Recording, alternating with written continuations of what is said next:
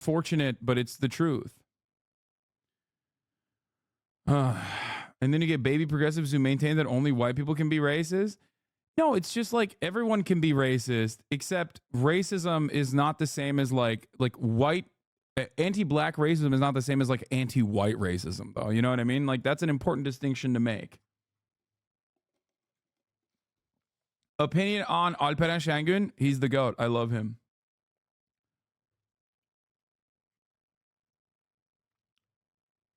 Yeah.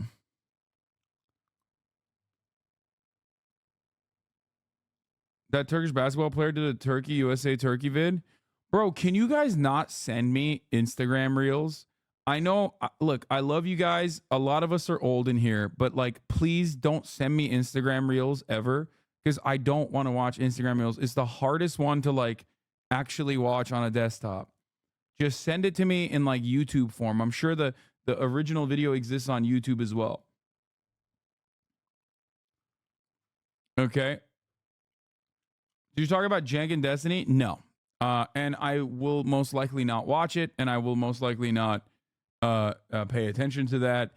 Partially because, like, I don't think Jank is very good at. I mean, Jank is a great debater when he debates like right wingers and stuff, but I don't think on the issue of Israel Palestine he has like phenomenal takes. He's exactly the type of dude who says stuff like, "Yeah, this is a religious conflict" or whatever. And because of that, I don't think he's going to do a great job of like arguing these positions. Because like the framework that he operates off of is not exactly great. You know what I mean? He don't want to open his DMs by mistake on IG. Well, that's definitely a concern for sure. I would not want to leak them, but you're not missing much. Jank did own the shit out of him, though. Your uncle had some real winning ideas about the migrants yesterday. Yeah, I don't really care. Anyway, I'm 24. I was just on Insta on my phone. One sec. Yeah, 24. You're at the edge. You mean like his stance on Israel Palestine is not super principled? I think his output is great. I think his heart's in the right place. And I think that when he's like on Piers Morgan, it's a pretty decent job, depending on what kind of right winger he's talking to. But overall, if your like framework on Israel Palestine is not built on top of like the fact that like Israel's an apartheid regime and you have like a materialist analysis on Israel Palestine, you are probably going to end up flubbing, right? You're not gonna have a great there are going to be intellectual trappings that you will fall into, like little booby traps in a conversation where you end up conceding points that I don't think are appropriate to concede on. You know?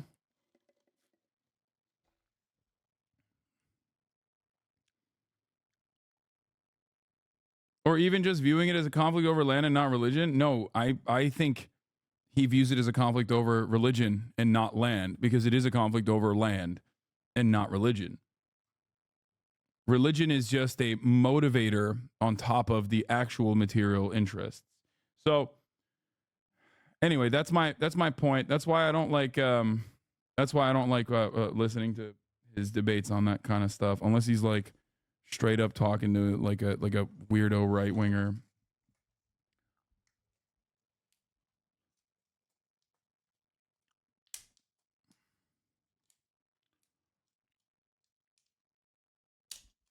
Yeah.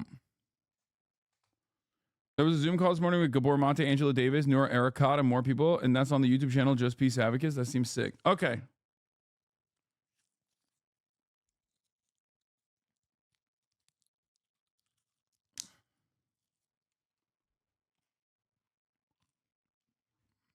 Don't care. Still voting for Jank, of course, obviously. All right, let's get started.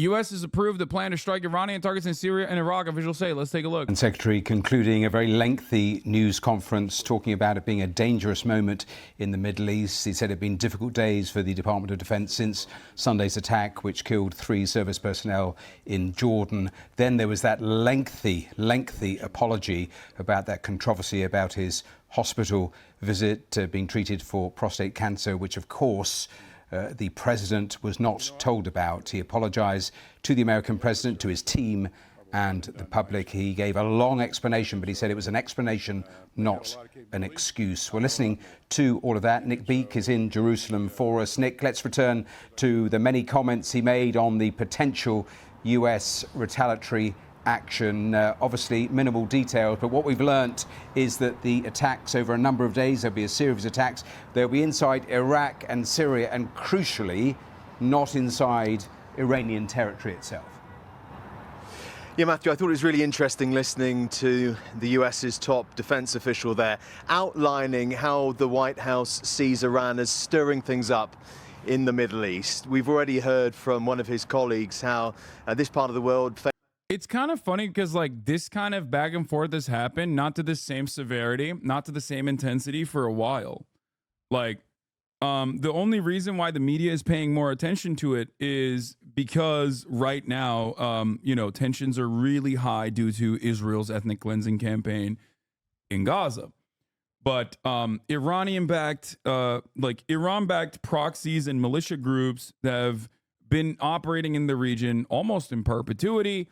They've certainly been operating in Syria. They've certainly been operating in Iraq, especially with a lot more prominence and influence in Iraq as well.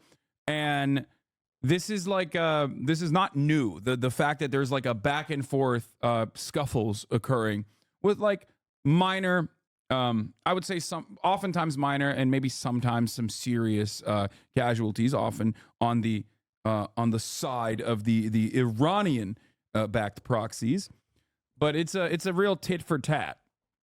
Now, of course, the situation is a little bit different because tensions have been elevated greatly. America's involvement in the region has escalated. Israel's actions are causing everyone to pay more attention to what's going on, right? And by the way, those yes, as this chatter correctly pointed out, a lot of those Iranian-backed militias did a phenomenal job fighting against ISIS. Okay, so that's also something to remember. Like the major villains of like Shia militia forces or whoever the fuck Iran is like. Iran is oftentimes offering like logistical and structural support to are going to be the Salafists. Okay, it's going to be like the Al Nusra Front or Al Qaeda or other like Wahhabi and Salafist movements in the region. It's not like people that America also recognizes as like the bad guys. One famous example is obviously like in the aftermath of 9/11, Iran was sharing Iran was sharing Taliban targets with the United States of America in Afghanistan and Al Qaeda targets too, if I'm not mistaken. So like, it's not as though these guys are, what the fuck? It's not as though these guys are not collaborating at all and like are mortal enemies or anything. So in this circumstance, usually there is way more collaboration than you think, by the way. Trump did this as well.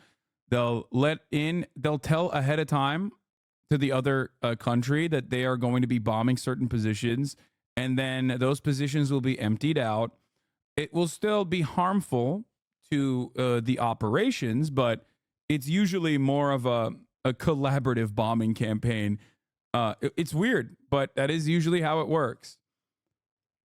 So I think America probably, I don't know exactly, but I assume they like cut a deal.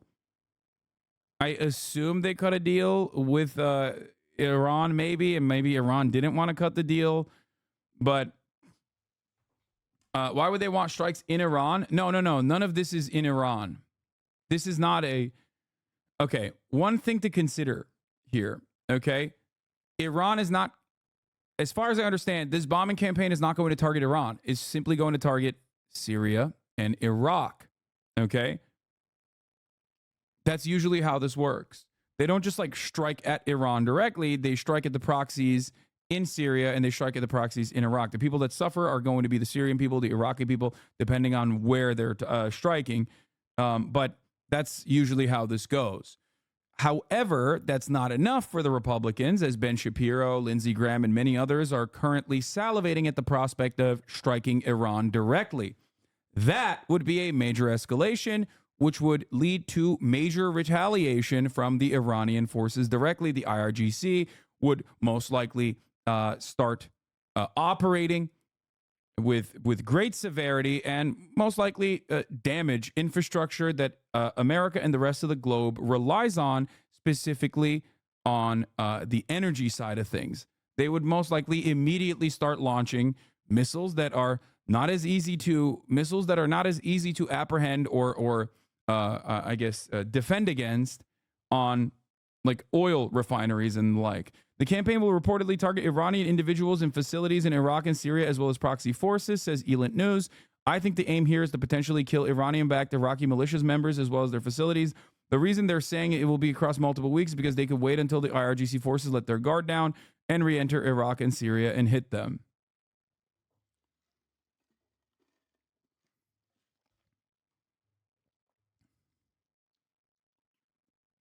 Iran is not seizing Iran, not have militia groups. USA just causing problem in the Middle East. USA needs to get their head out of their ass and leave Arab region.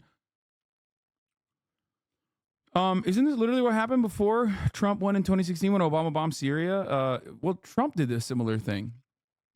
I believe the positions that Trump bombed in Syria were also depopulated beforehand. It's more so about in a lot of instances, these bombing campaigns are more collaborative than you would think. And it's about like crippling the infrastructure so that it's harder for them to push back and harder for them to actually attack next time around. And it's more of like an optical conversation. It's for optics. Like they want to show to the American public, like, you know, you don't fuck with America, right? Like Americans think like we bombed the shit out of them. We did a great job. And then, you know, they have something to show for it. It's a continuation of that same tit for tat. Faces a danger it hasn't seen for some 50 years. And Lloyd Austin there was making clear that he believed Iran was responsible for this through funding and supporting various groups across this region. Chiefly, some of the groups that have been operating within Syria and Iraq.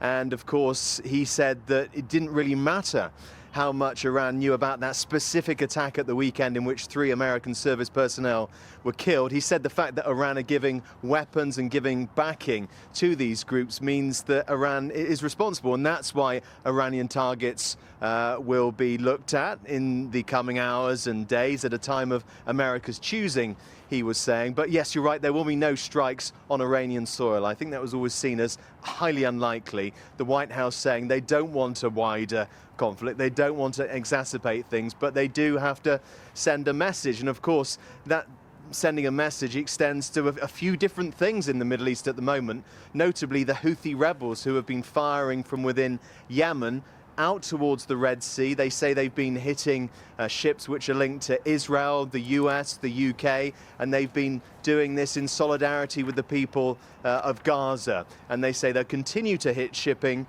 until the fighting stops and Israeli forces withdraw. Clearly, there's no sign of that happening at the moment. So there are concerns that with more military activity in the Middle East about With that logic, he must agree that America is responsible for the idea of bombing Gaza, right? Yeah, but you don't understand. They're the good guys. And not scary. Okay? Whereas, you know, Israel, good guys because they are allies and they are the American proxy, and therefore their genocide good. Okay? Their genocide good. Their war crime good. The other guys, on the other hand, and their proxies, whether it's defensive or offensive posturing, doesn't matter. What their goals don't matter. What their goals are don't matter. Those are the bad guys. Okay? When you are the biggest power player on the fucking planet, it doesn't matter, okay? You're the playground bully. You're the playground bully. You go in with a gun in most instances and scare the shit out of everybody. Sometimes use the gun. And if anybody turns around and retaliates and say, hey, man, fuck you.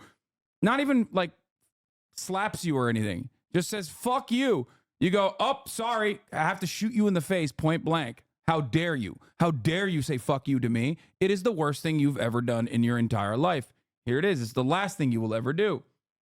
Spin cycle full on now. Scoop, State Department reviewing options for possible recognition of Palestinian state. Yeah, okay, dude. Sure. American foreign policy summarized by Benny Boy. Israelis like to build, Arabs like to bomb crap, and live in open sewage. This is not a difficult issue. Hashtag settlements rock.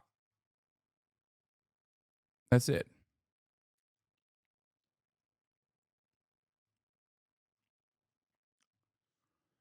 Anyway.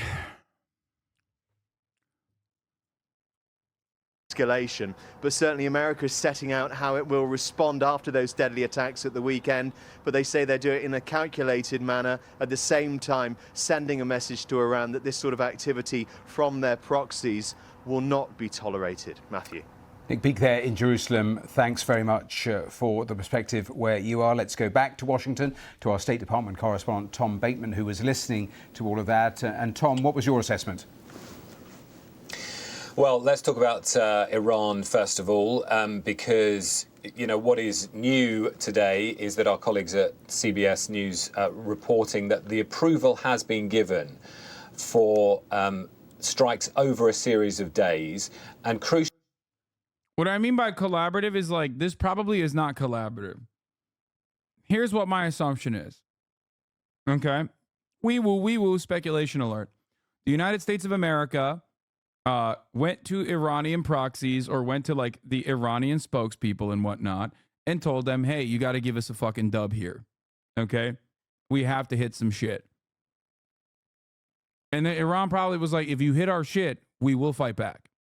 Okay. We will have our red lines and we will enforce those red lines. If you go above those red lines, we will fucking fight back. So then America was like, all right, well, here's what we're going to fight against. These are the positions that we're going to bomb. The IRGC pulls out. Maybe like some of the militia pulls out too from those positions. You blow up a bunch of places. You blow up a bunch of places that are going to be mostly empty or maybe have like some militia in it. Okay, what the fuck is going on? Hold up one moment. And you know, that way, win-win. America looks good. America gets a little bit of a dub. Usually on Iranian personnel and facilities, but not inside Iran itself. Now, I think there's two things behind this.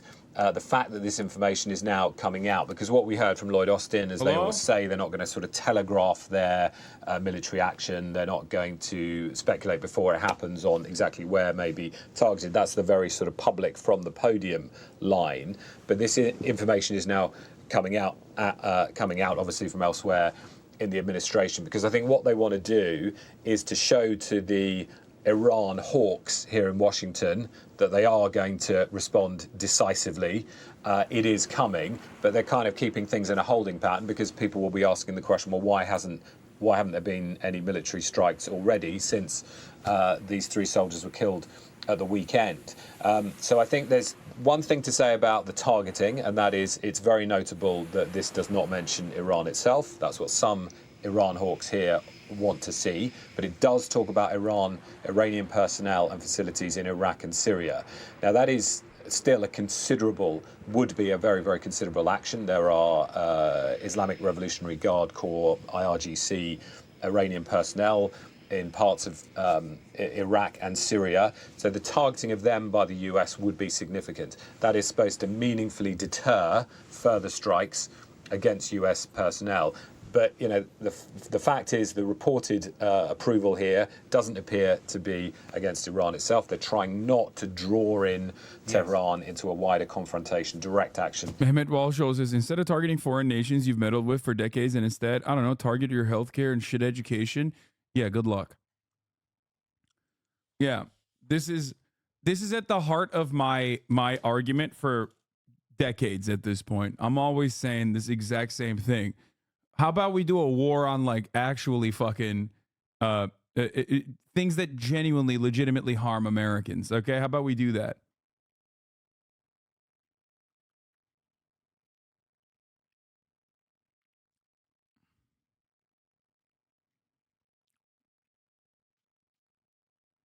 Anyway, we can't though.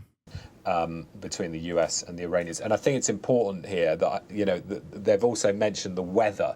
And I think they talk about cloud cover. I think there is a suggestion this perhaps hasn't happened so far because they haven't got the weather to guarantee the targeting. That's a kind of sidebar mention towards those more hawkish members of Congress that I mentioned, you know, they're perhaps suggesting this is why it hasn't happened yet. Really briefly, Tom, I mentioned there a really lengthy apology for that hospital stay, that cancer diagnosis that he'd had, but he'd kept it from his department, the public and the president. He went a great length to go through the detail of all of that. This, I think, the first news conference he's actually had since all of that controversy blew up.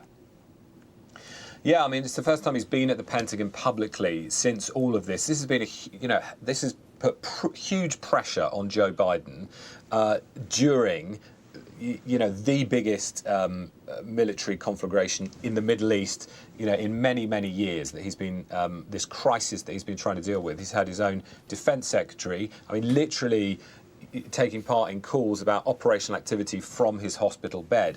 Do they intentionally mispronounce words? Yes, bro. They're British. Okay. Controversy.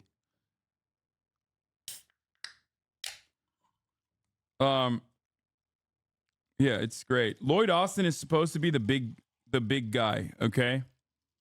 Lloyd Austin is supposed to be the wheeler and dealer in this situation too, like more so than even Anthony Blinken. So the fact that he's out here dealing with fucking cancer and is like mostly in the hospital bed kind of puts things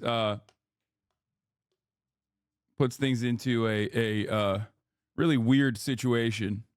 On an issue of transparency, of accountability, because the senior level of the administration didn't know about the fact he was hospitalized at the start. So we had this very, very lengthy apology, a very, very lengthy explanation, as he put it, as to why he hadn't told the president at the start, and he said he was very sorry for that. It's been a very difficult episode, both for the White House and for the Pentagon during this very serious. Yeah. Yeah, here's what I was talking about, by the way.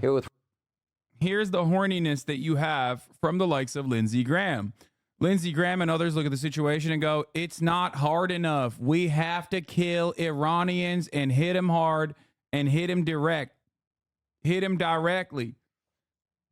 Which, in my opinion, is one, immoral, two, really fucking stupid, and will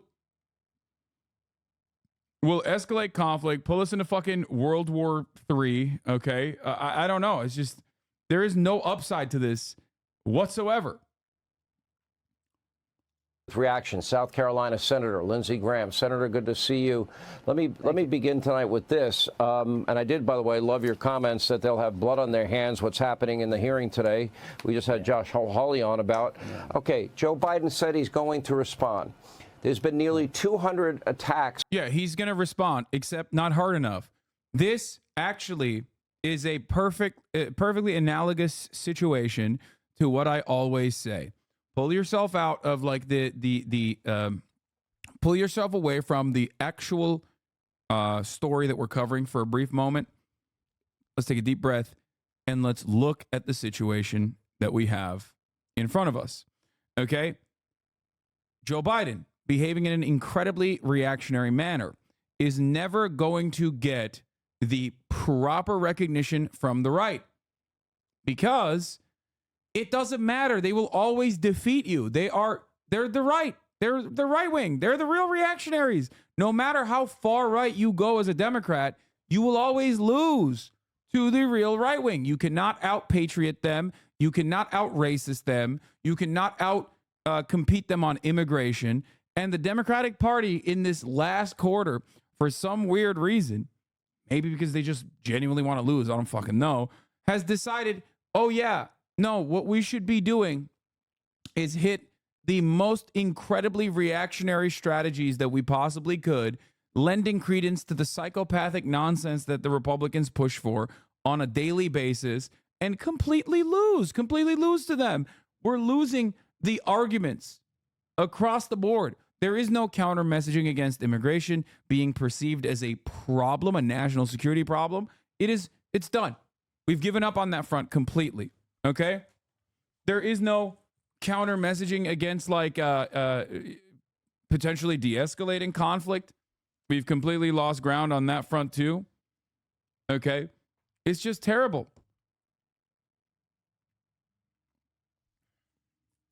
This is why I say it doesn't matter what I do or what I say or what you do or what you say. You will never be able to change the results of an election if the Democratic Party itself is doing everything it can to lose. Okay?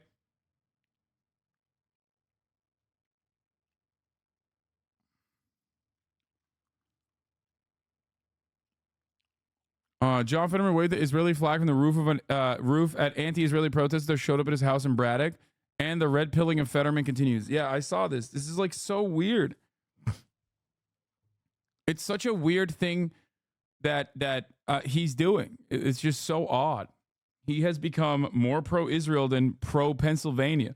Most historians estimate the U.S. to be a right-wing authoritarian dictatorship by 2040. Get the fuck out of here. Come to Germany. Is the better Turkey?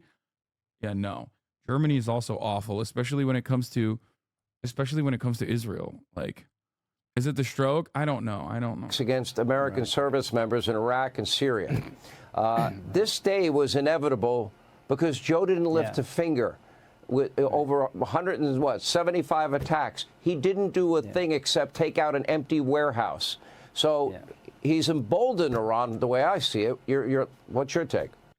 Germany is also going full tilt fash. What are you talking about? AFD and its rise to prominence has been, pretty devastating. Every European country is going full fash, okay? Direct descendants of fascists are no longer afraid. They are no longer afraid to push fascist opinions publicly. You got Geert Wilders in the Netherlands. You have the AFD in Germany. You have Marine Le Pen in France. These are all of the people. Yeah, Italy is another one. Italy's perfectly represented of this too. Italy currently is run by a fascist, like an open, out and about fascist. Something that I have brought forward time and time again. A party that was openly Nazi 20 years ago is now the third biggest in Sweden. That's another one. And it all happened because of the capitulation that supposedly center-left parties made towards fascist reactionary politics as they simultaneously allowed all of the social safety nets to be crippled. Okay? And instead of recognizing that this was actually diminishing the quality of life of the public, many people saw as their social safety nets were withering away and their quality of life was actually getting worse, they also saw a bunch of people that don't look like them entering the country. So they hyper-focused on that, and they went, oh, it must be because we now have, like, more Muslims here. Okay? It's a great way. If you want to privatize every sector that was previously nationalized or previously socialized, the greatest thing you can do is slowly but surely move towards undermining the public sector and defund it year over year over year. You can't do it at once. You have to do it over the course of like many decades. It's the frog boiling in the pan analogy, and before you know it, you're boiled. You're done. You're dead. And they do that. And while they're pulling on that one front with the inevitable interest of genuinely privatizing all of those sectors, okay, with the influx of cheap labor coming from refugee status migrants and just immigrants in general, the natural-born citizens of said nations become more and more reactionary because they associate cheap immigrant labor with the real problem. The real problem is not cheap immigrant labor. Okay? The real problem is the government's personally withering away all of those social institutions that you took for granted year over year, as they kept saying, yeah, no, it's the migrants that are at fault here. Anyway. Well, number one, you're dead right. Why didn't this happen on Trump's watch? Iran was afraid of Trump. He killed the head of their Revolutionary Guard, Soleimani. Biden has yet to hit Iran directly. The Iranians could care less how many Houthis you kill. They could care less how many Iraqi militia you killed. The only way— That's insane. We have to strike Iran directly is an insane statement that you are making. This should be, I don't know, you should be, I don't know how to describe it. This is not a thing that you should be able to say with no pushback whatsoever. But here's where we're at now. The way they will change your behavior and stop killing Americans and attacking our troops and trying to bomb ships in the Red Sea is for Joe Biden to hit their oil infrastructure and start killing their soldiers inside of Iran. I'm not asking to invade Iran, but I'm calling on President Biden tonight. Go to the source of the problem. If you don't hit the Iranian oil infrastructure and hit them in the wallet and make them fear you, they're going to keep killing our soldiers. To the 3 families whose loved one lost their life, it breaks my heart this was all preventable. So, Mr. President, hit Iran and hit them now and hit them hard to protect Americans in harm's way. I don't know if he has it in him. Yeah, dude, that will definitely make the situation better. You know? It'll definitely make the situation for Americans better. Just like American civilians and certainly American military in the region. Great idea, man. Thank you. He's not asking to start a war, but starting a war would be so sick, is what he's basically saying. Anyway, I'm going to move on from this. Here, what is Joining this? us now is Admiral James DeVitas, the NBC News chief international analyst. This is like, I like that we're hitting both sides of the political spectrum here. On the one hand, we went to Fox News where Lindsey Graham is like, we got to hit Iran and hit Iran hard. On the other side, we go to MSNBC and you have the wife of Alan Greenspan at MSNBC interviewing a general who is like, we have to hit Iran and hit it hard. This is how you manufacture consent. This is how you arrive at this bipartisan consensus that is always reactionary, that is always psychotic, that will always backfire. Okay? But guess what, dude? Guess what? We'll make a lot more weapons. Okay? Do you want any social safety nets? Fuck you. Do you want weapons? Well, we're going to make more weapons. Okay? Whether you like it or not. Okay? Love when we got like psychopathic generals that are on MSNBC going, we have to hit Iran and hit Iran hard. And it's like usually a dude that is directly working with the federal government on defense contracts after his 40-year military career as being like the most bloodthirsty general. It's like, yeah, that's right. This is here we have on MSNBC tonight, Mr. Spider Rapist. Here it is. This is General Douglas Spider Rapist McDouglas. And it's like he also now works for fucking, it literally it's always some shit like that. It's like General Douglas Spider Rapist McDouglas here joining us now to talk about the level-headed response to the Iranian acts of violence. Analyst, former Supreme Allied Commander of NATO. Well, Admiral, you've seen the drama coming from the Pentagon today. We should first point out that the Secretary of Defense, Lloyd Austin, He said that he was clearly limping. He said he's still recovering. He's having physical therapy, but he was very open about the ongoing investigation and the fact that basically he messed up. Yeah, Lloyd Austin, whom I've known for decades, did what good leaders do and what men and women of integrity do.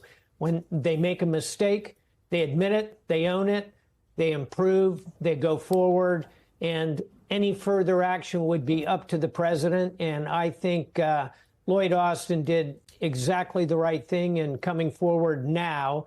He made a mistake earlier, but he's handled it as well as you possibly can at this point. I wish him well in his recovery. He's a fine military officer, and I think continues to serve the nation. I think all of us wish him well. Okay, get to the blood. Get to the blood. Place of their choosing, and he pointed out that, as you know better than anyone, as the former Supreme Allied Commander of NATO, that will depend on a lot of other factors: how people are moving around, reducing collateral damage, civilian deaths, as well as weather and other conditions. But this has also permitted people to move, to get out, to evacuate some of these militias. So are they taking too long to retaliate? These are military judgments that are being rendered minute by minute inside. Dude, every time the person that is like the interviewer, doesn't matter if we're talking about MSNBC, doesn't matter if we're talking about CNN, doesn't matter if we're talking about Fox News, is literally asking, why are we not like skull fucking the Iranians? Okay. Hello, Supreme Commander of NATO Allied Forces, sir. When will we start skull fucking the Iranian soldiers? Okay. Why have we not canoed every Iranian child's skull? When will blood be spilled, sir? It's literally the most insane thing. American foreign policy is holding blood feast. Republican from Iowa, 118 years old. Please, God, let us nuke Iran. Nothing else matters. I'll do anything, please. I just want to see burning flesh one last time before I die. Respectable bipartisan. Okay? It is true. Beanie Tuesday nailed it 100%.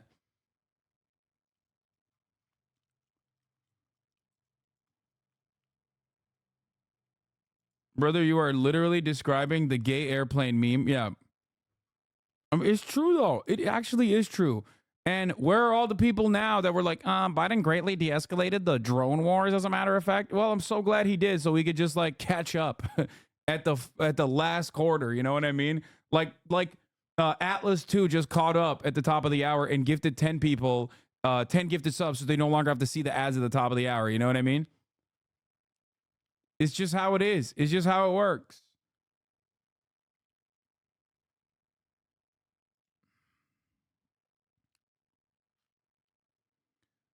Yeah, this was a great meme at the time and still bangs. Anyway, here's the 3-minute ad break now, ladies and gentlemen. If you no longer want to see those ads, all you need to do is subscribe for $5 or for free with the Twitch Prime by connecting your Amazon Prime account to your Twitch account, where you get one free Prime subscription a month. Use it on your favorite broadcaster. Hopefully that's me. Here's the 3-minute ad break now, brother. We must run. We must rain blood upon their heads, everyone. This is my foreign policy.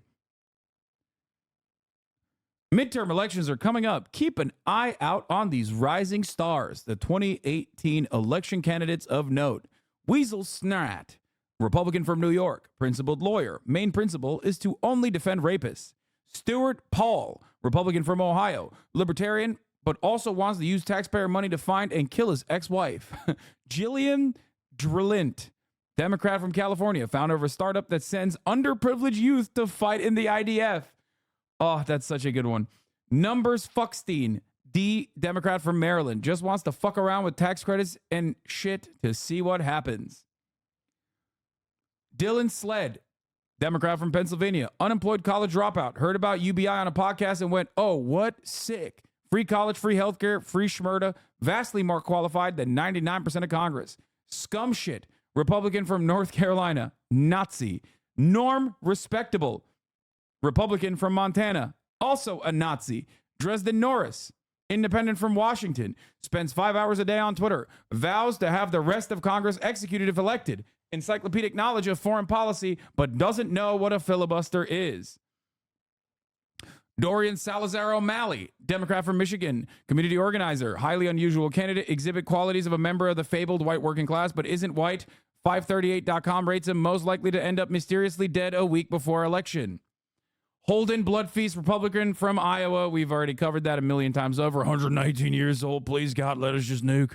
Let us nuke Iran. Iran, nothing else matters. I'll do anything, please. I just want to see burning flesh one last time before I die. Respectable, bipartisan. Sex Tricker, independent from Florida. Oh my God, is that his real name? Holy shit, elect him. Ha ha ha, what the fuck is going on? Hillary, Democrat, who cares? Oh, come on, not again. Only lost the election because her controller was broken. Third time is the charm.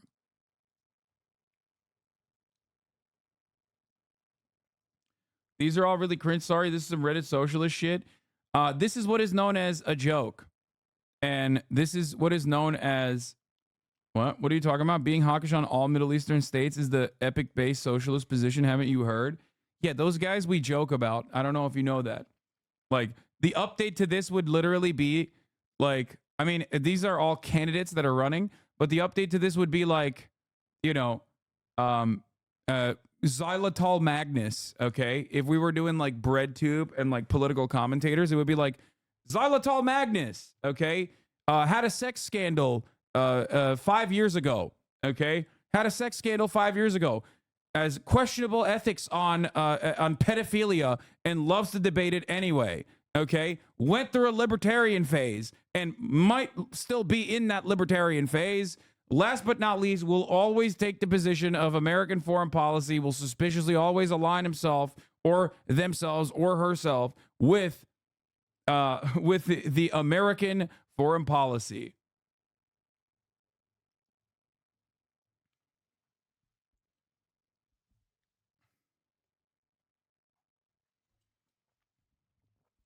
You need to debate a fascist. It is needed for discourse. No, thank you. Okay. That is extremely specific, and yet it describes so many people. I know. That's why I don't actually fucking mention a real name, and I just made up a name that... Genuine question, why is it always your position that the U.S. should just take it on the chin and move on? I understand that the full-blown war should not be started or nothing for a couple casualties, but at some point the U.S. military has to retaliate. Genuine response to your genuine question. Why the fuck is the United States of America there to begin with? Why do they have to be there? Why must they also always have to retaliate? You have to take it on the chin if you're there. You shouldn't be there to begin with, but if you are there, you have to take it on the fucking chin. Why? Because you are the superpower. That's it. Democrat, Arizona. Yeah.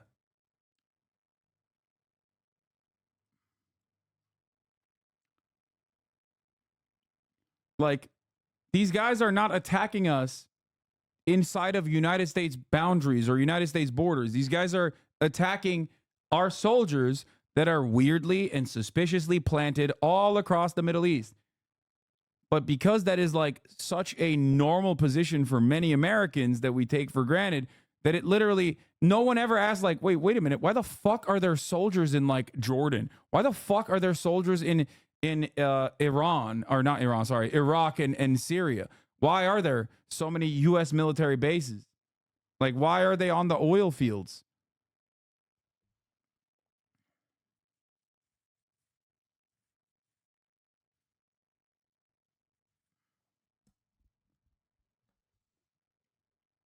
It's almost exactly like Israel. They keep sticking their nose in shit until they get some pushback, and oh, how dare they must retaliate.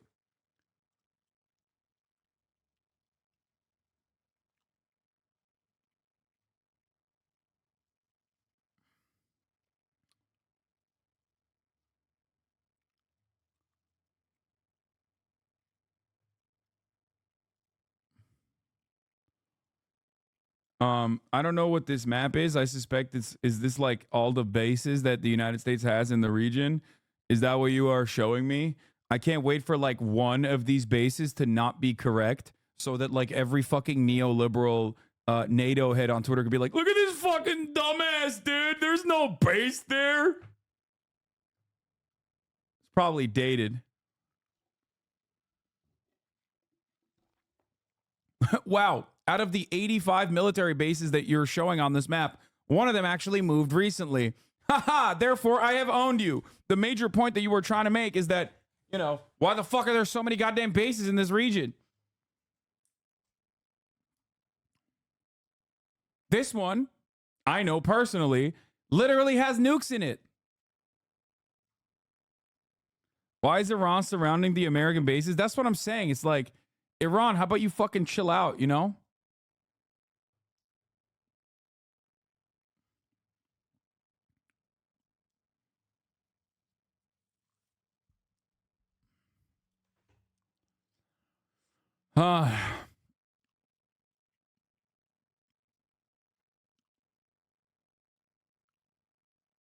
Haha, there's only 84 bases there, dipshit. You don't know what you're talking about. Yeah, exactly. Fucking owned.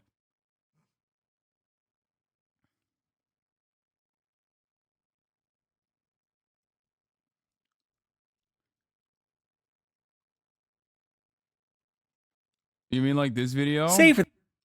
The alt-right playbook. It's so funny. Innuendo Studio still makes these videos about like the alt-right. But nowadays, I feel like a lot of the bill fits mostly like the alt-libs, I guess, that behave in identical manners to the alt-right and defend, I guess, like a lot of the positions of like American foreign policy that most parts of the alt-right also agree with the exception of like the Nazis that deviate away from the rest of the alt-right that hate Israel because they're Jewish. You know? It's so cool that now just every American has, just like in the immediate aftermath of like 9/11, Americans have been able to basically fucking hold hands together and decide like how hard we want to kill Arabs. And that's the major distinction. The map I linked is from a 2012 article. You will get corrected. Watch out. I'm so sorry. I mean, it's fine. I already made fun of it.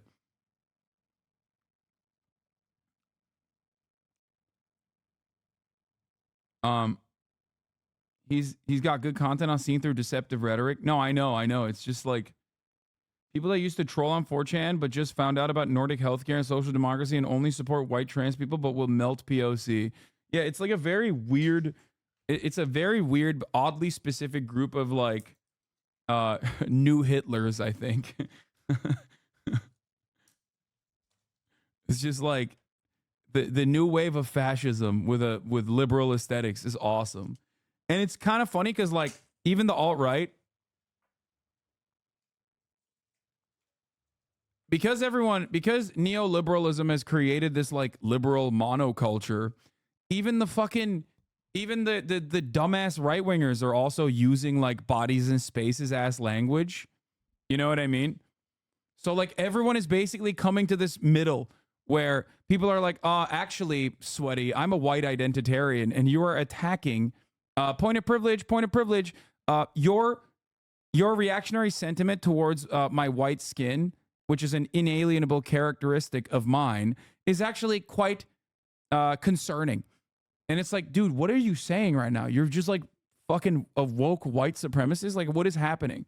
And then liberals do a similar thing as well. It's so funny. They call Garrett Wilders a conservative leftist now. I don't even know what that fucking means at this point. Literally, no one has said that ever. My friend, this is good. I'm glad that you said that because that means that you don't go on Reddit. Okay? That means you do not go on Reddit. And that's really cool of you. Don't do it. Don't go on Reddit. Of course I don't. Yep, there you go. So there, you've never actually heard it. Stay away from r/LSF live stream fails. Stay away from r/neoliberal because let me tell you, you're going to get a lot of that. Okay.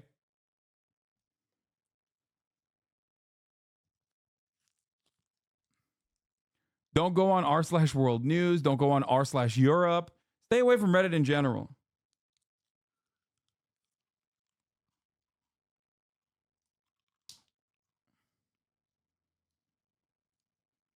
It doesn't help that there are super famous YouTube streamers convincing impressionable young would-be socialists and former groypers that it's actually very based on socialists and anti-imperialists to want to melt China or whatever. No, that stuff doesn't matter. No, that shit's for the birds. That is like incredibly specific and like incredibly marginal, just annoying to our little circle of the internet type situation. No, the broader politics does not come from YouTubers, okay? Like, there's no real influence there, okay? The broader politics comes from the underlying material conditions and the multi-billion-dollar operation that is built on top of that is consistently manufacturing consent. That's precisely why we're currently watching a General McFuckstick over here, former Supreme Admiral Commander of NATO forces, say the identical things that Lindsey Graham is saying, with like some slight deviation, right? Maybe he's not going to say we have to immediately melt Iran, we have to nuke Iran in the same way that Lindsey Graham was saying earlier, but like the energy is there. U.S. Central Command, by the way, Lloyd Austin's command when he was a 4-star, so he knows this region extremely well. What's important here is that this is going to be a campaign, not a one-off, not a simple one-time precision-guided strike against a particular target. It's going to be an ongoing series of attacks, I think, against not only the Houthi Red Sea maritime threat that you were showing earlier, but also against these militias in Iraq and Syria. This will go on, I think, for a number of weeks and probably accelerate in terms of the hammer blows we are landing. At that point, Iran, hopefully, will take control of these militias and pull them back. Otherwise, Andrea, I think the United States will have to at least consider strikes against Iran. See, this is the reasoned, more tempered approach, which inevitably also is like, well, the United States will have no option but to nuke Iran. It's so funny that this is literally the MSNBC line. The Fox News line, as I showed you earlier, is nuke Iran now. The MSNBC line, led by a dude who is like getting, I assume, money from the defense industry now, because every single one of these guys are. I don't know what his background specifically is, but he was the supreme commander of NATO or whatever. If he's not getting, if he's not lining his pockets with a shit ton of money from different interest groups and specifically the defense industry, then he's a fucking fool. Okay. The difference is literally the rhetoric of offense versus the rhetoric of defense. No, the Republicans are also saying we have to be offensive in a defensive posture. He's also coming to that same conclusion. He's just saying we got to wait a week to do it. That's it. He very much is. Yep. Don't trust the defense industry's Ukraine pundits. And they did this. They did this for a year. Okay? They did this for a year. That's why it's not the fucking dumbass YouTubers that like upset you when you hear people go like, I'm an anarcho-NATOist or something. It's not those guys, okay? It's not those guys that have like cultivated a space that is like incredibly horny for American foreign policy to be almost identically aligned with the reactionary Republican right, okay? Those guys are marginal. It's just what you see on Twitter. So like, because we have horse blinders, we think like, oh, well, these guys are dominating every conversation. They're so profoundly impactful. No, this is the real impact. It's having former generals and people who were like lobbyists directly for the defense industry go on every night and consistently push these positions over and over and over again, normalize the idea that America must retaliate, America must be violent. Okay? That is infinitely more impactful on the American collective consciousness and how jingoistic we are and how we become like little Western chauvinists anytime like America's feelings are hurt. It comes from this. Okay?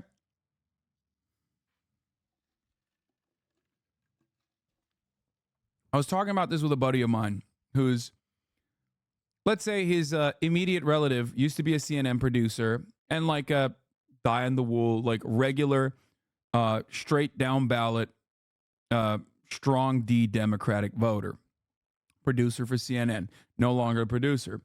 And one of the things that like he readily admits, and I think like a lot of people, as a matter of fact, that work in this field in mainstream media readily admit, is how unimaginably disingenuous the Israeli sources that they put on television are. Okay? They know. Every single person at CNN knows that when you put a fucking Israeli official on television, they're going to lie. Okay? And they do. They lie nonstop. We've shown it time and time again. They lie so much that they've limited their bookings now. But for the first couple of months, they booked them nonstop. Anytime they're blowing up a hospital, you got to have Jonathan Concuncrius or whatever the fuck that fat-headed dildo, whatever his last name is, go on and be like, these are terror babies. You do not understand. Jake Tapper, these are babies of terror.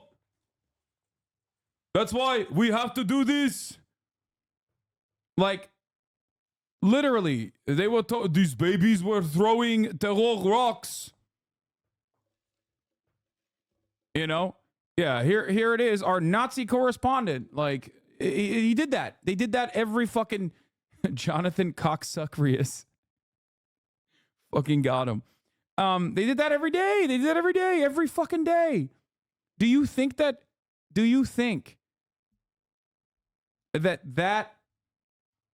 is not important? Do you think that like that doesn't have staying power? Your grandparents don't, your liberal grandparents don't think that CNN is lying. They look at Jake Tapper and go, he's a handsome man. He's such a handsome man. He's so honest. I remember how he spoke out against Donald Trump.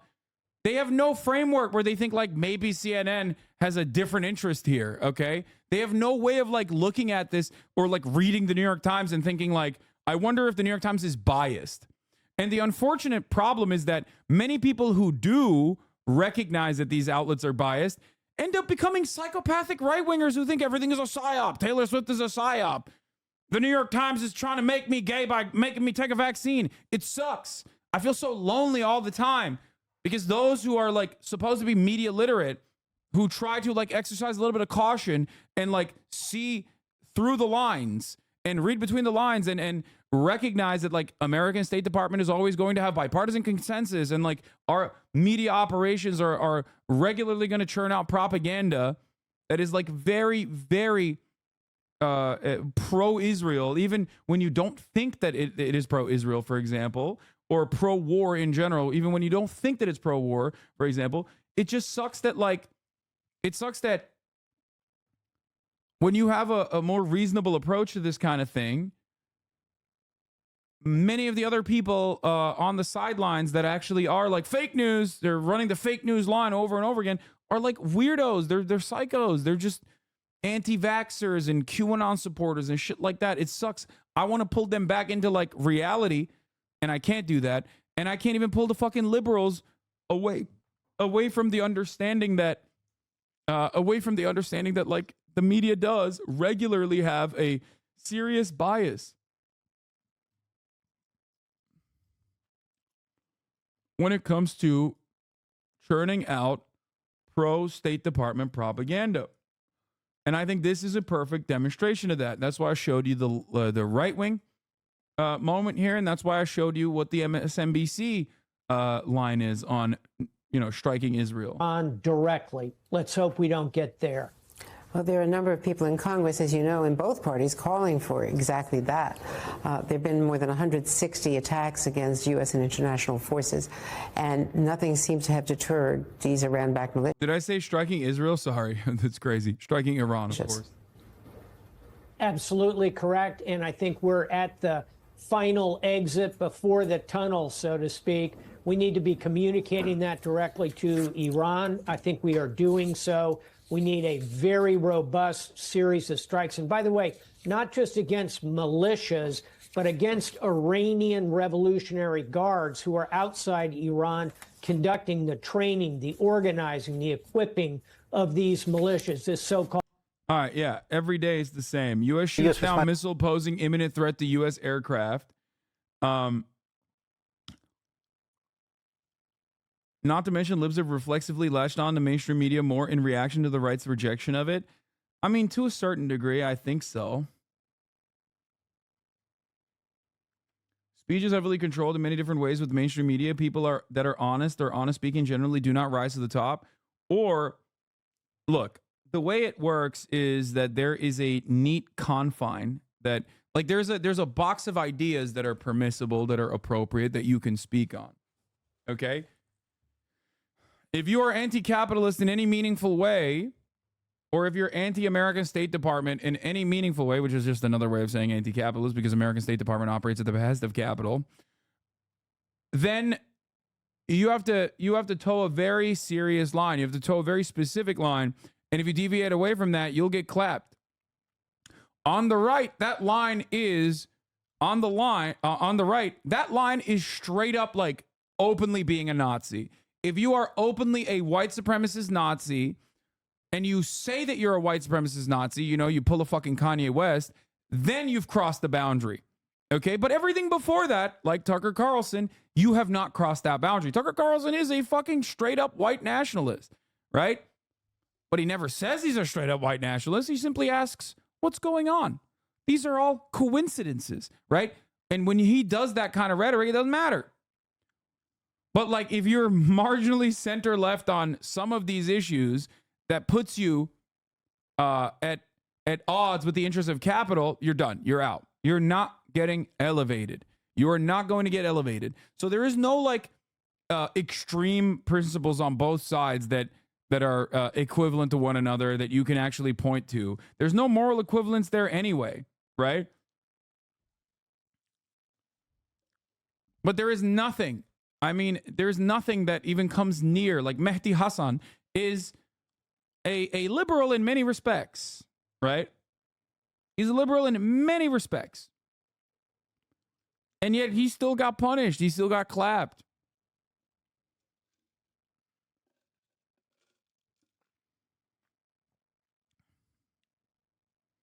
Who is doing the elevating? What do you mean? What do you mean who's doing the elevating? I never comprehend, though, how do they benefit from lying at the behest of the government if they don't work for the government? Wouldn't the truth be more controversial, more profit? How are the financial interests tied to agitprop? Very easy, okay? There are a shit ton of pharmaceutical ads on CNN. There are a shit ton of healthcare ads on CNN. So if you are pro-Medicare for all, openly a socialist, openly claiming that we have to eviscerate the pharmaceutical industry's profit motive, we have to destroy the healthcare industry, the for-profit healthcare industry, you're not going to get elevated because you can't say that in between Concerta commercials, okay? You can't say that in between Blue Cross Blue Shield commercials. That's like nutty. Why do you think I don't have a shit ton of sponsorships? Well, one, because I don't personally take them on when they come through. But the other reason is because sponsors hear what I have to say. I don't think those things are related, Hasan. Wait, what?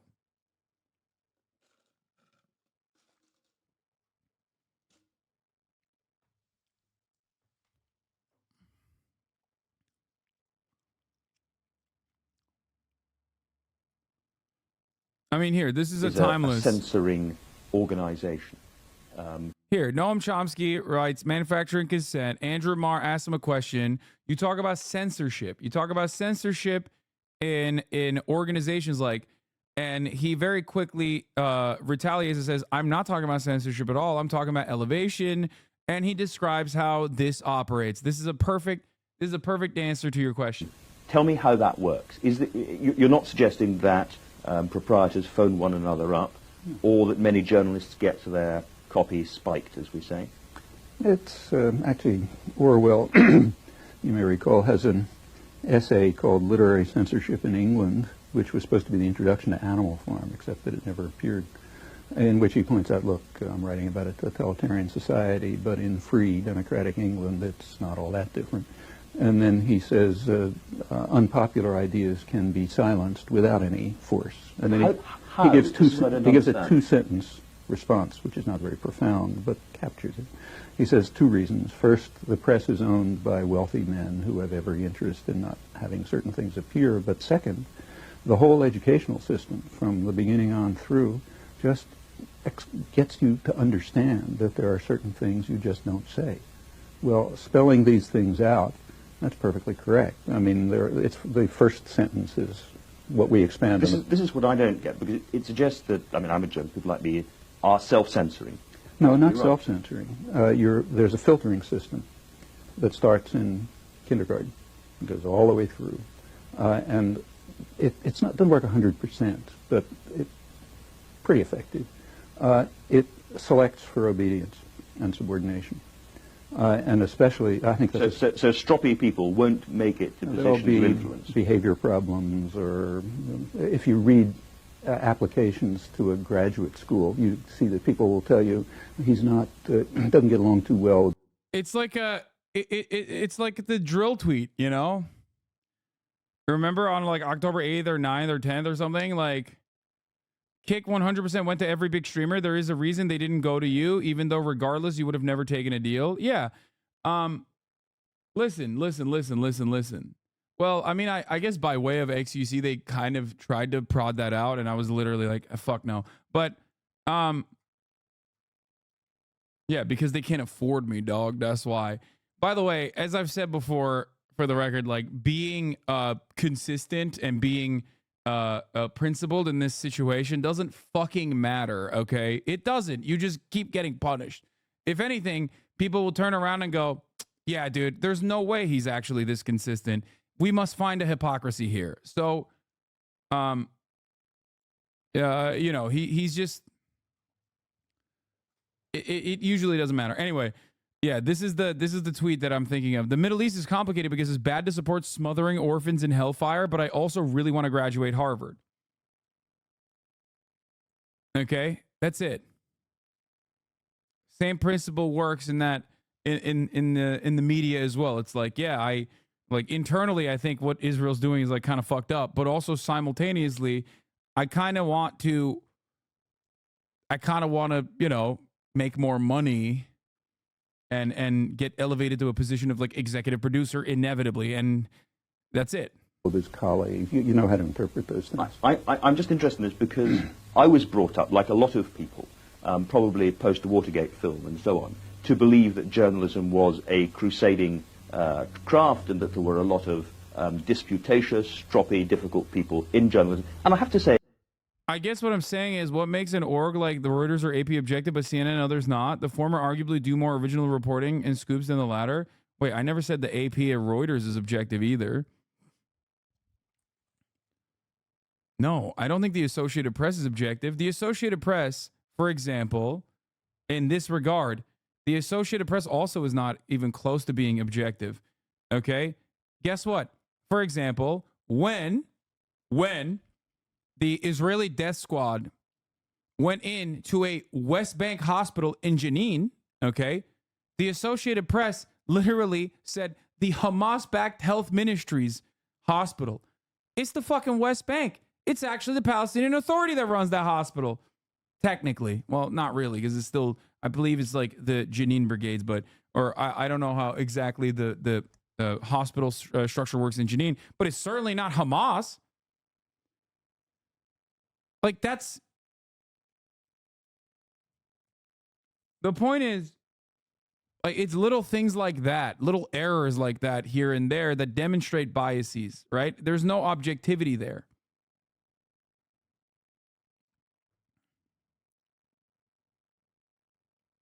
And yeah, thinking about that, it's like there's a person that I know personally that was fired in 2022 for being outspoken about Israel. If you recall, what was her name?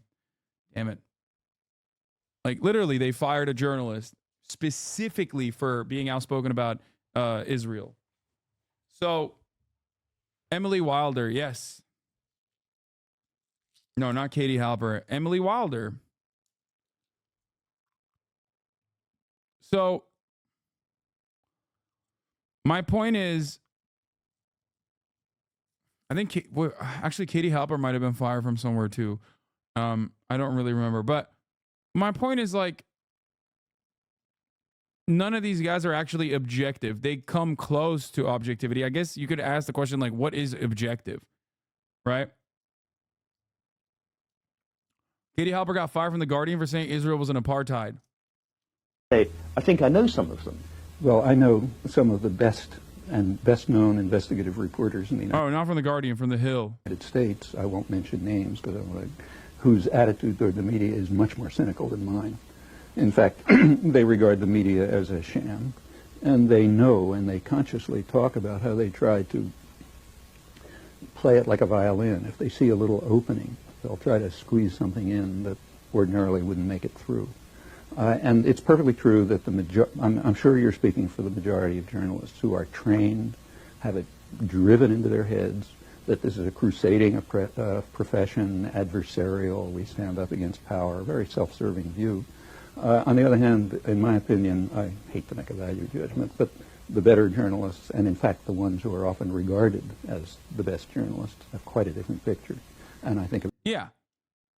And they usually do get the international recognition that they deserve, unless they are still alive, like Seymour Hersh, in which case, during the duration of their lifetime, they will still get ritualistically humiliated and bullied by mainstream media and constantly chastised, regardless of the fact that their contribution to the field is phenomenal.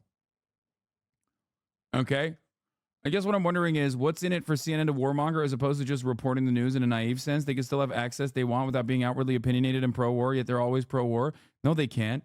And they also want to spice it up. And Associated Press is not getting the same level of like advertisements from all of these like Raytheon and the defense industry in the same way that CNN is.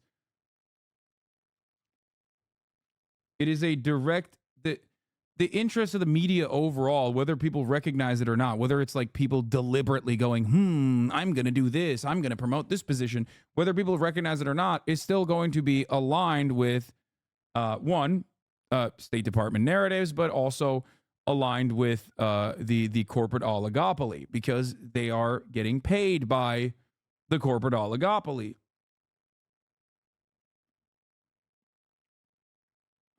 Okay?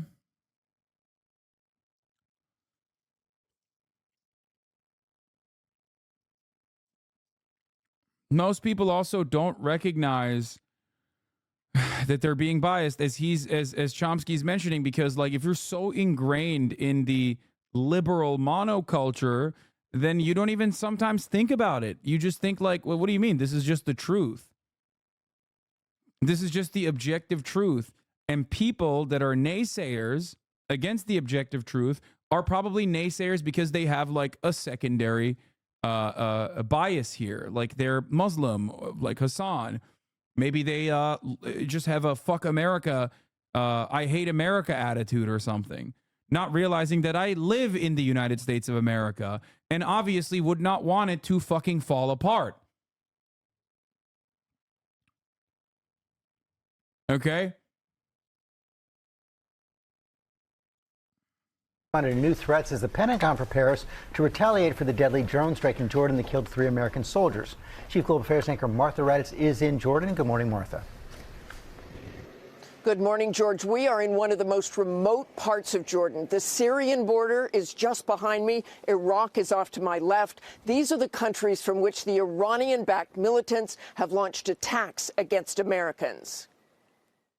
This morning, the U.S. finalizing retaliatory strikes for Sunday's drone hit here in Jordan that killed 3 American soldiers and wounded 47 others, the majority of the wounded National Guard soldiers. The deadly strike, one of nearly 170 attacks aimed at Americans in the region by Iranian-backed militants, the latest in the Red Sea. The U.S. conducting self-defense strikes in Yemen, on a Houthi drone ground control station and 10 one-way drones. Just hours earlier, the USS Carney shooting down an anti-ship ballistic missile fired by the group, in addition to 3 Iranian drones in less than an hour. U.S. forces also striking down a Houthi surface-to-air missile Wednesday, which officials say presented an imminent threat to U.S. aircraft. Here's a really cool, really good way to like de-escalate and engage in like actual self-defense that preserves the lives of many of these soldiers. Okay, these brave soldiers, the merchant marines and the like. Get the fuck out of there, and also listen to the demands being made, the very reasonable demands being made by the Ansar Allah government. That's a great way, is on 2 fronts. Okay. On 2 fronts, it's a win-win-win-win-win. You know what I mean? This guy has a different opinion, though. He said, nuke Yemen.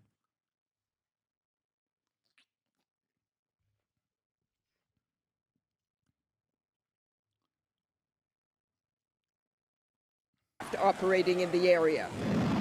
This after the USS Gravely intercepted a Houthi missile heading toward the ship, splashing into the sea within only 1 mile of the warship, the closest call yet. Now, all eyes waiting for the response to the tragic attack in Jordan, with the White House for the first time blaming the Iran-backed militant group Islamic Resistance in Iraq, an umbrella group of numerous militias. The Pentagon preparing to unleash a multi-day, multi-target campaign bigger than anything seen this far, in hopes deterrence will prevent more loss of life. President Biden calling Oneida and Sean Sanders, whose 24-year-old daughter Kennedy was killed in the attack. I know, everybody, I know there's nothing anybody can say or do to ease the pain. I've been there. Yes, sir, we understand. The parents overcome with emotion when the president reveals how their daughter will be honored. We're promoting her posthumously to sergeant. Oh, wow, that is the best news I've heard today. Thank you so much. You don't know how much that means to us. Oh, well, I tell you what. Dude, it's like, it's such a waste. It's such a waste. Like, she didn't have to die. Why the fuck is she dead? You know what I mean? Why is she in fucking Jordan? And now she's just dead. Oh, it's great. Yeah, she's posthumously elevated to the position of sergeant. It just sucks. It sucks so fucking bad. It means a lot to me. My son spent a year in Iraq until I lost him. And, she's not being sarcastic, no. 1% of all these kids are the ones that we're going to take care of 99% of us. Such heartbreaking scenes. President Biden is not expected to hit Iran directly, fearing the conflict in this region will escalate, but it has already spread far beyond the borders of Gaza. George? Okay, Martha, thanks. Hi, everyone. What is this? Why do we have to pretend like we care about soldiers who were there to kill innocent civilians? Why is she signed up to kill Middle Eastern farmers? I mean, I don't know if you know this, but like, she signed up not specifically to be like, I love killing Middle Eastern farmers. She signed up like many others did, okay? To get their fucking college paid for, to have like some semblance of upward social mobility. That's what a big chunk of people sign up for. The idea that like the American military doesn't run on incredibly predatory practices that that specifically target like black and brown communities, for example, and offer some semblance of upward social mobility and educational opportunities as a you know, people say the poverty draft is a lie, right? But what they don't recognize is that like if you are middle class and you want some semblance of upward social mobility, like you have to fucking go to college. And it's incredibly, incredibly expensive. Okay? And you have no other real options.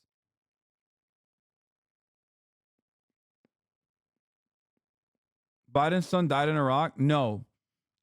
He didn't die in Iraq, but he did die as, I think, a consequence of like the tire smoke that he inhaled. I mean, he died of cancer due to being stationed in a forward operating base where they were fucking burning tires. So, and the tar pits, the burn pits.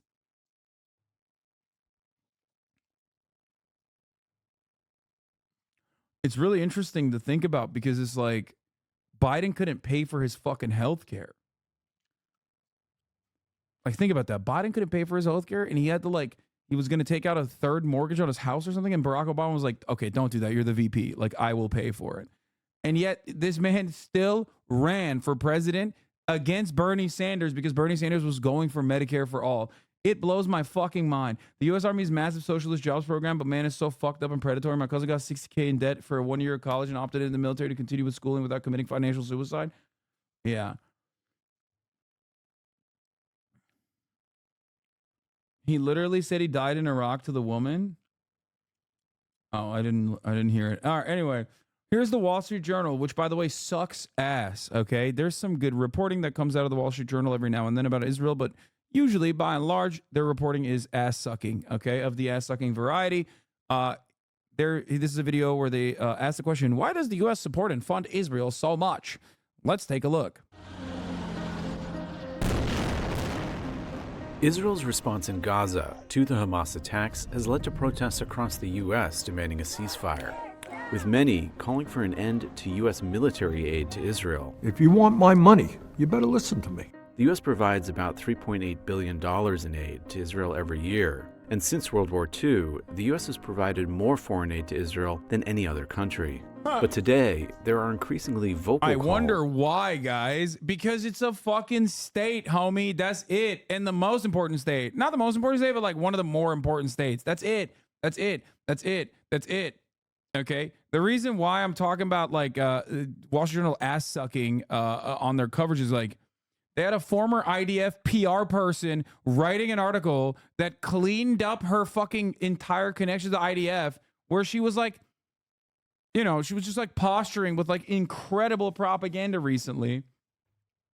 Oh yeah, Israel is way, way, way more important than Puerto Rico. Are you kidding me?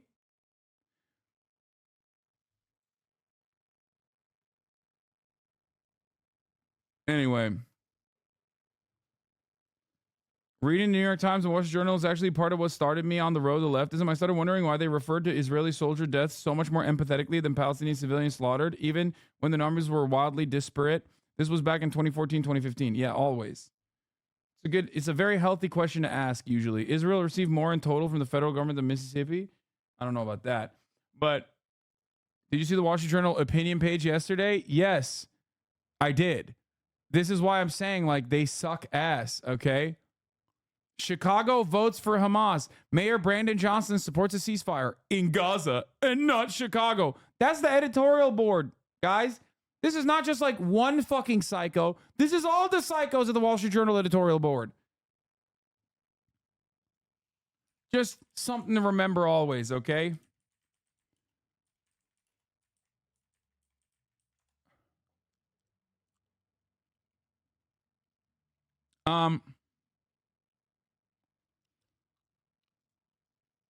If you want to understand like why these guys suck ass, here is 1999 Wall Street Journal editorial board. Pinochet deserves gratitude, not punishment. Here's a Guardian article about Pinochet, and Wall Street Journal says Egypt needs a Pinochet. Can it get away with that?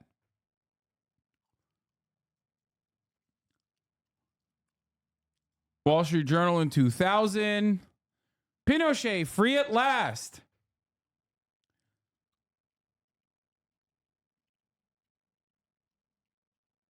A brief history from Huffington Post on Wall Street Journal's support of right-wing authoritarianism. This was because they also defended Jair Bolsonaro.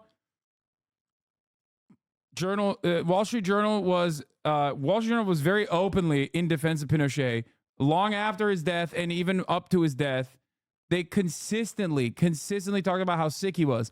When Pinochet died in 2006, more peacefully than any of the more than 3,000 people who we know of who were murdered under his regime, the Journal ran an unsigned editorial that attempted to paint his brutal rule as more complicated than accusing it of murderous human rights atrocities carried out solely for the benefit of wealthy elites might suggest.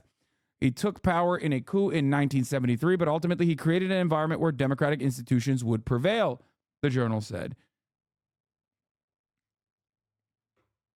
So the Wall Street Journal is fascist. The vibes were right in all the wrong ways. The Wall Street Journal isn't fascist in the way that you understand it. They're fascist in the neoliberal way, okay? That's it. In Peru, Pinochet may be the editorial board's darling, but the journal has found ample time to praise his contemporaries too. They wrote, hailed Peruvian President Alberto Fujimori at the end of his decade in power with a cheerful column that excused the strongman's litany of human rights abuses.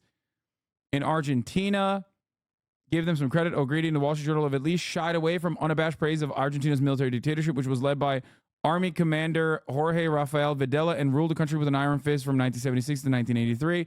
Shortly after Argentina returned to democratic governance, he was convicted of crimes against humanity because of the number of political dissidents who appeared during his regime. The worst estimates pin the total somewhere north of 30,000. Okay.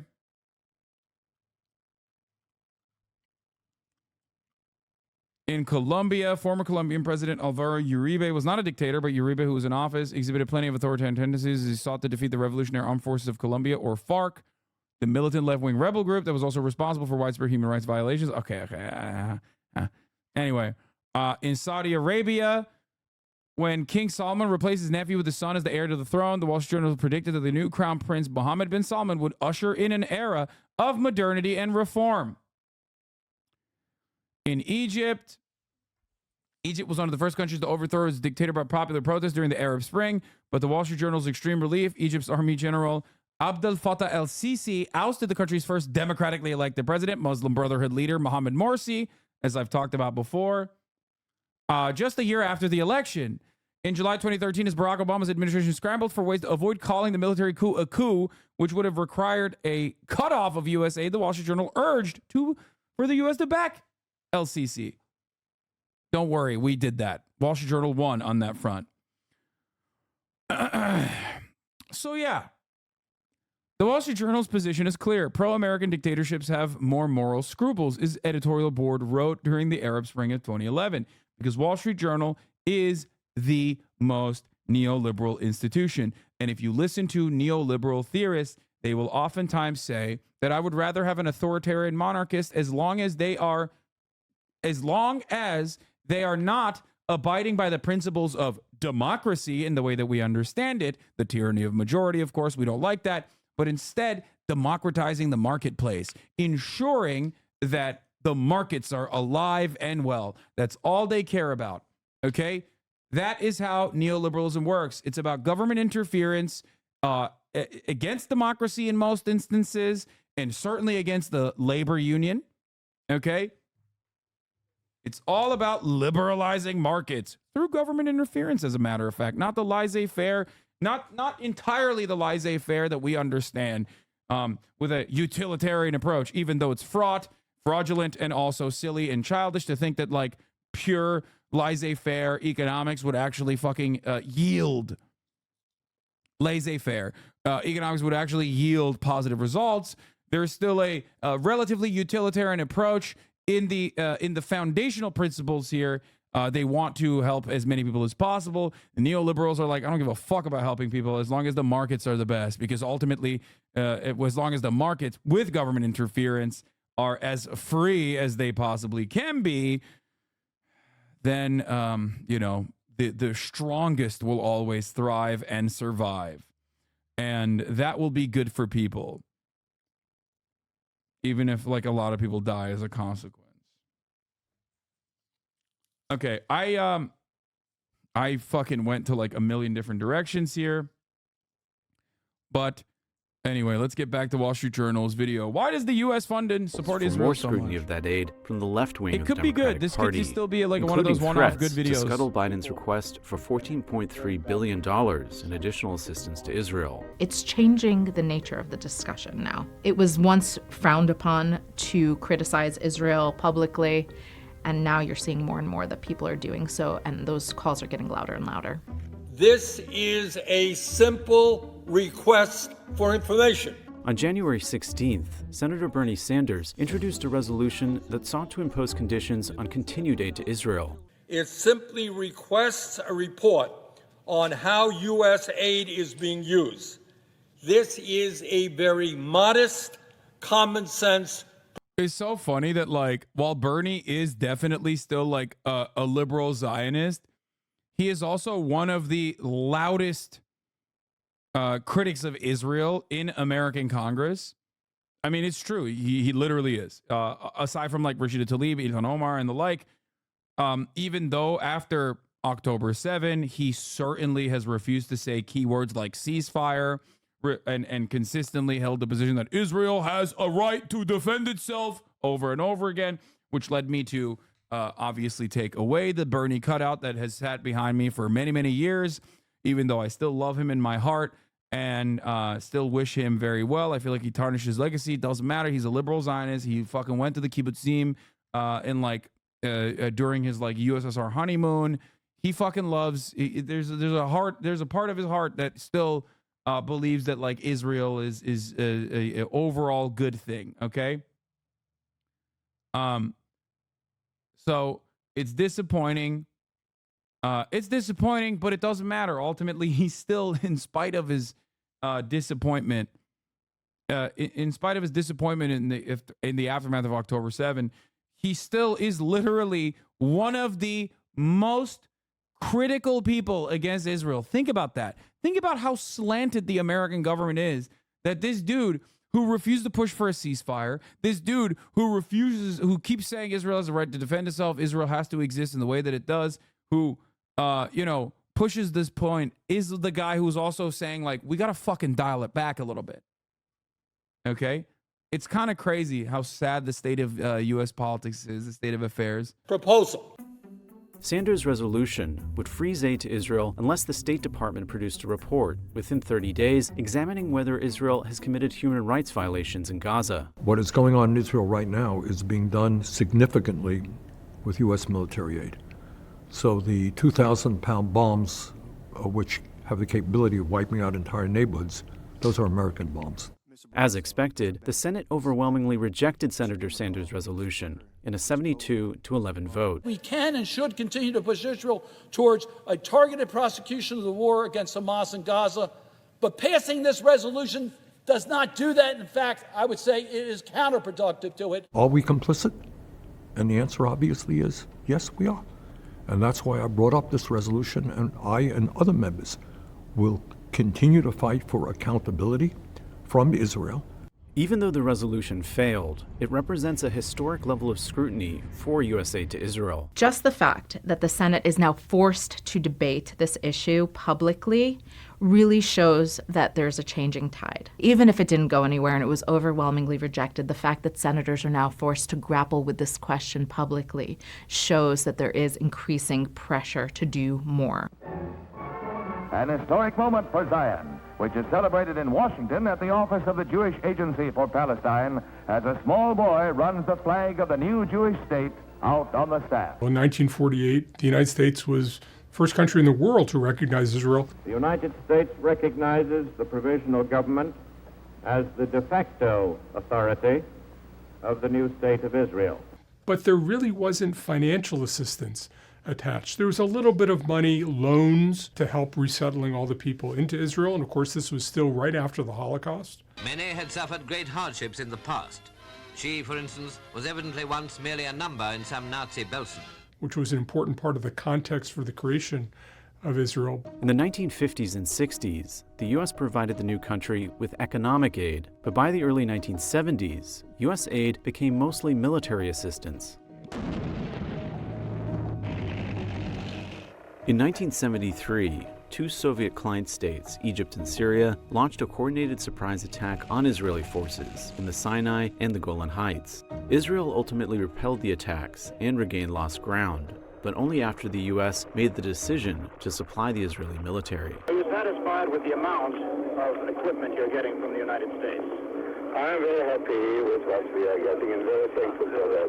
In 1973, Israel was defending itself against two Soviet clients. That created an incentive for the United States and Israel to align more closely. The real pivot came after the Camp David Agreement. Signed at the White House by the leaders of Egypt, Israel, and the United States.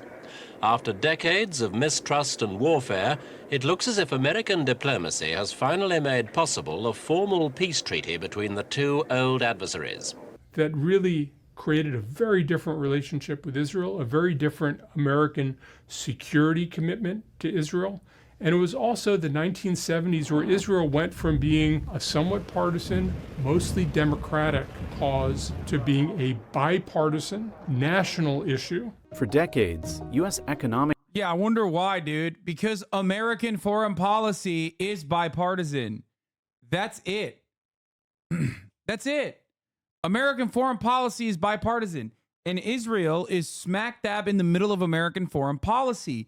It is an unsinkable aircraft carrier in the middle of a resource-rich region that we want to control. It is its very own unaccountable, yet still very much directed by the United States, espionage agency that is in the region. It's a forward operating base. That's it. That's it.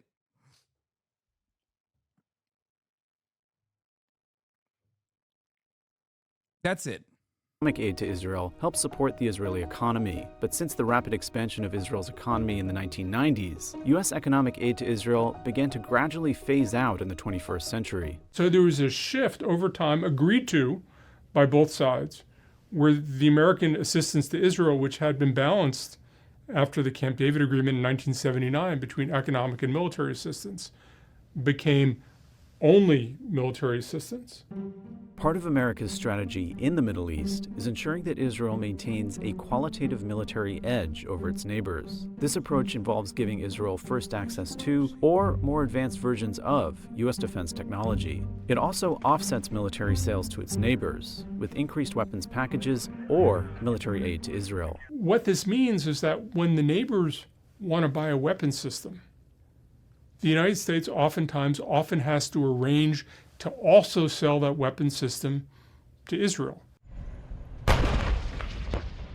Annual foreign military financing grants from the U.S. represent about 16% of the Israeli military budget. So let me share with you why making sure Israel and Ukraine succeed is vital for America's national security.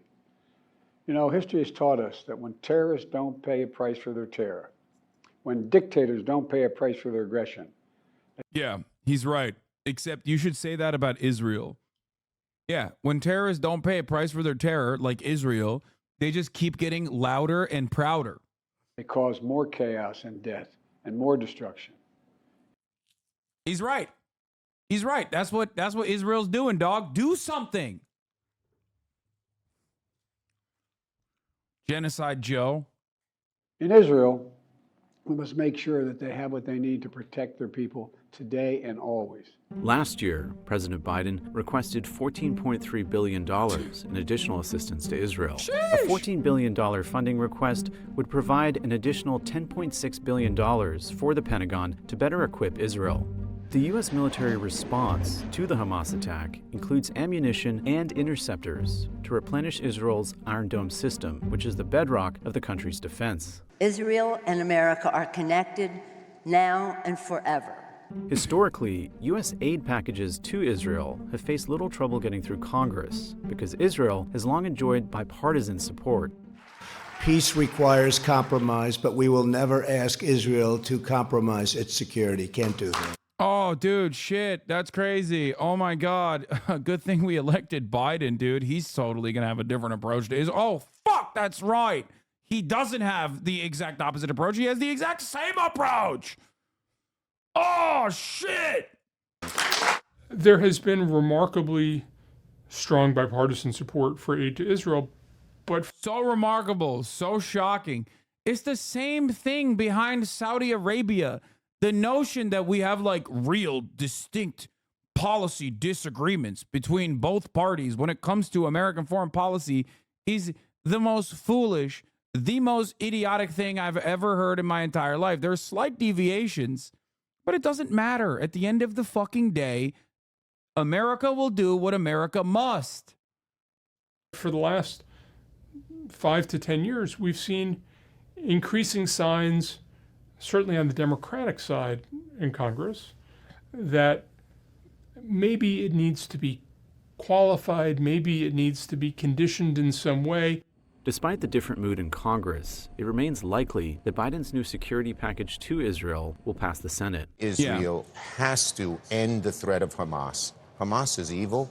If Hamas is left to its own devices, they will do to Israelis everywhere in Israel what they did to Israelis on the Gaza Strip.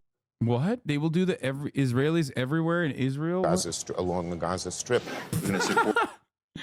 Also, the weapons cache already in Israel that's technically American, but will used almost at will by Israel. Yeah. Our close friend and ally, Israel. The U.S. has decided that providing aid to Israel is just a fixture in its foreign policy. Thank you for the raid majority report.